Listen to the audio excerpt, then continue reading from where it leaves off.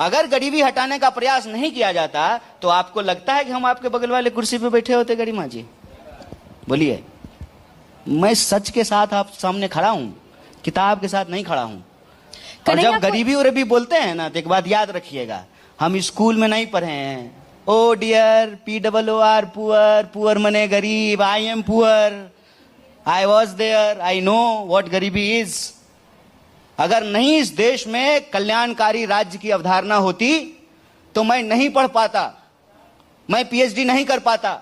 और मैं अगर PhD करने के लिए नहीं जाता तो मेरे अंदर जो है ना इतना साहस पैदा नहीं होता। और याद रखिएगा, जो इंसान निर्भय नहीं हो वही लोगों को डराता है। एक डरा हुआ इंसान ही दूसरों को डराता है। ज्ञान जब किसी के भीतर आए तो वह निर्भय होता है, और इंसान जब निर्भय होता है तब वो सत्ता से भी सवाल पूछता है। हम PhD करने गए, इस देश की लोक कल्याणकारी राज्य की अवधारणा के चलते ये संभव हुआ कि मेरी मां आंगनबाड़ी में 3000 पे काम करती थी, लेकिन मैं दुनिया के देश के प्रतिष्ठित विश्वविद्यालय से जो है PhD कर पाया।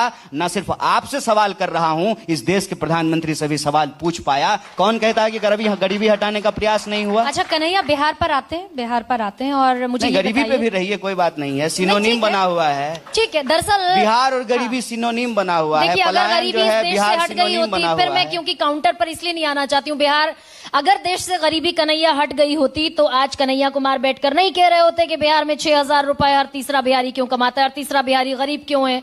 94 लाख परिवारों के पास को वादा क्यों किया जाता है कि भाई 2 लाख रुपए देंगे तो घर बना लें। मैडम आप ही ने बोले थे कि 85 से हमारी सरकार नहीं है बिहार में।